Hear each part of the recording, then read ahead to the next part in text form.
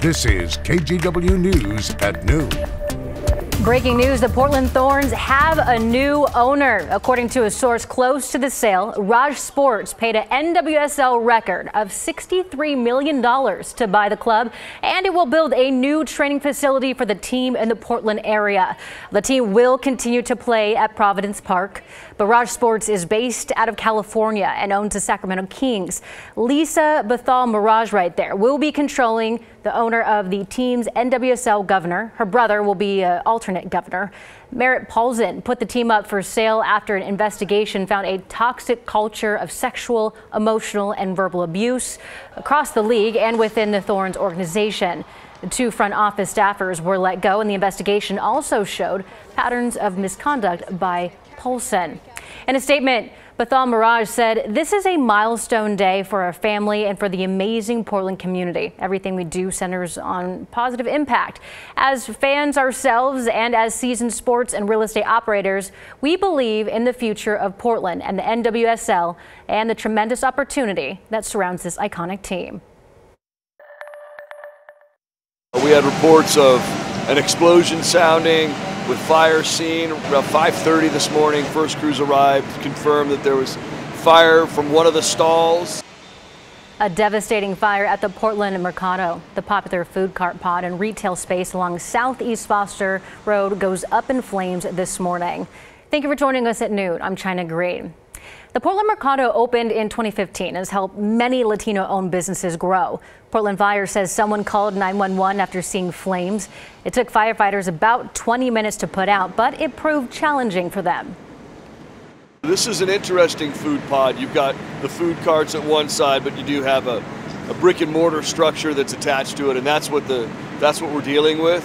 So it's a large structure with a lot of open space. A lot of smoke was filled throughout the area, so just clearing that smoke out took a long time. All businesses at the Portland Mercado will be closed until further notice. In a statement, Hacienda CDC wrote, "Our top priority is to support the small businesses at the Portland Mercado during this incredibly difficult time and to ensure affected areas are safe and secured." A friend of a man killed in a hit and run on Christmas is grieving her loss. Kim Lautenbach says her best friend, 63-year-old David Becker, had just left her house when a truck slammed into his bike. It happened at the intersection of Southeast 106th and Stark. It's a large, well-marked crosswalk, but Kim says the way the crosswalk is laid out is confusing to many drivers. It didn't help him, did it? It sure didn't help him try to cross the street. And I think it's terrible and offensive that they're making it worse, in my opinion. I mean, he died. Thanks a lot, Portland. Police are looking for a maroon late 2000s Dodge Ram pickup truck with a crew cab. It had damage on the front driver's side, including a broken headlight. Whoa.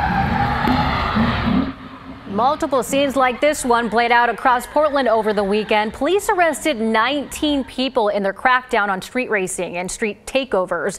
One of the more dangerous moments happened during a takeover at Southeast Hawthorne Boulevard and 20th Avenue. Take a look. Oh, this guy's shooting. Police showed up and took someone into custody. There were 3 other street takeovers that happened over the weekend. One at North Marine Drive, another at 57th and Sandy, then one near Northeast Cully Boulevard and Prescott.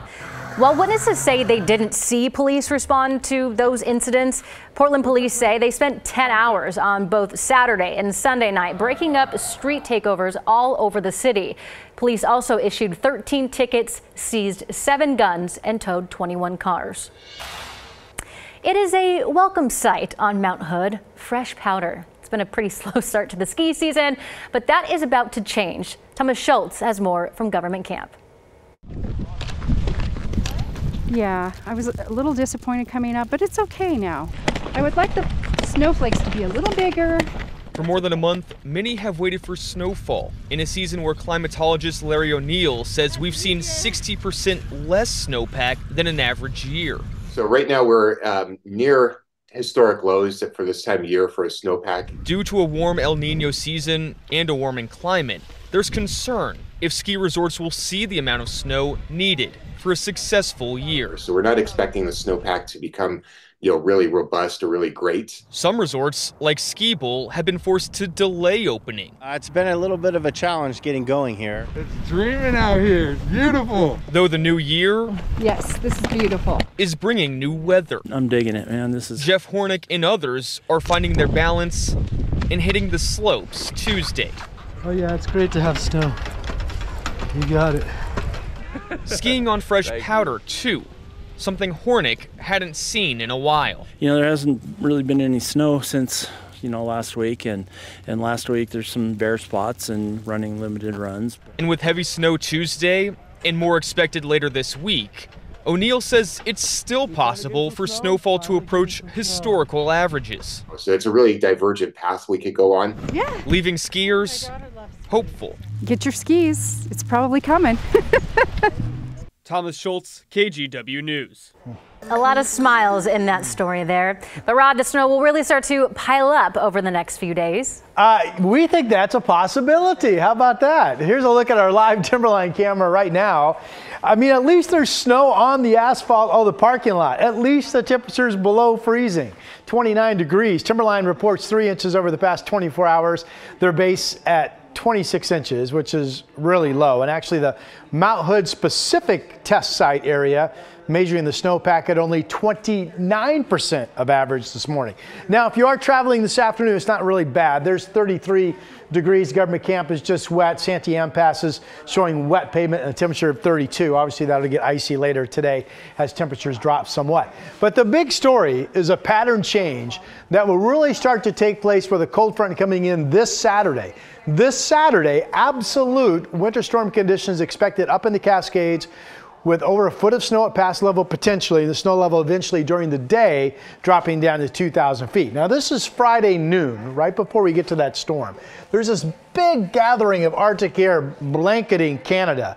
It kind of holds up there through our weekend. We'll get some lower snow levels, as I mentioned, starting Saturday. But look what happens as I play this through next week. See the purple? This is cold Arctic air spilling down across Iowa, perhaps backing into Oregon and Washington. If this is true, we would have the snow rain line dropping all the way down potentially into Texas at times next week, and it would set up a number of days, maybe a week to two, that we would have an ongoing storm or snow threat even at lowest elevations here in the valley.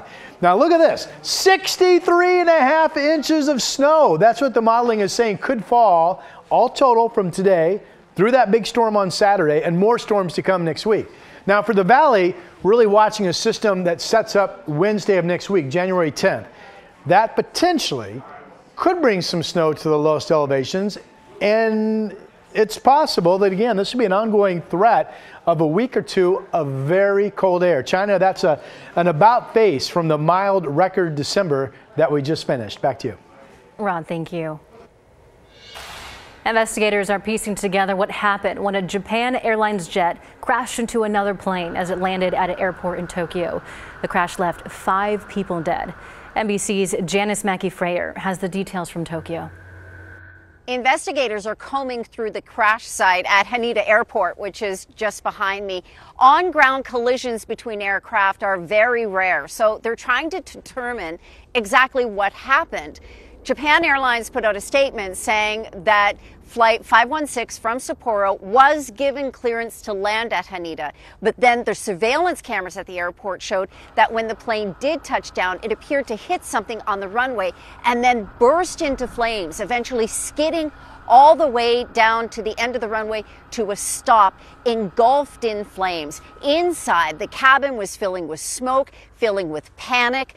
All 379 people on board, passengers and crew, were safely evacuated. They jumped out of the plane through black smoke, through sparks, through fire. Some are calling it a miracle. It is a tragedy, though, for Japan's Coast Guard. Why the Coast Guard's much smaller Dash 8 aircraft was on the same runway as the jumbo jet still isn't clear. 5 of the 6 crew members were killed. Only the pilot survived. The crew was going to be flying aid to the western part of Japan that had been hit by earthquakes on New Year's Day. Investigators with the Transportation Safety Board here say they will consider everything from mechanical issues to miscommunication to human error. NBC News has learned that they have recovered the flight and voice recorders from one of the aircraft, but they're still looking for the black boxes from the other plane. That was Janice Mackey-Freya reporting. Now, she just mentioned that earthquake that hit Japan's west coast. 73 people have died from that. Local officials say more than 300 others are hurt. Around 200 homes have partially or completely collapsed. Tens of thousands are without electricity and running water. There were more aftershocks today, but nothing as strong as the magnitude 7.6 quake that struck on Monday. We caught up with a Portland resident who's in Japan right now. Tom Haig says he was about 300 miles south of the epicenter. Tom says it was about a 3.9 magnitude where he was, and the ground shook continuously for several minutes. He says this wasn't his first earthquake, but this one made him sick to his stomach.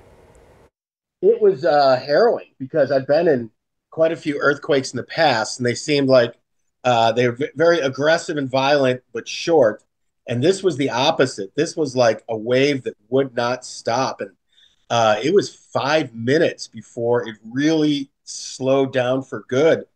And I was getting nauseous. I was really getting seasick. The building kept on moving. And I just was like, when is this ever going to end? Thankfully, there was no damage where he was at.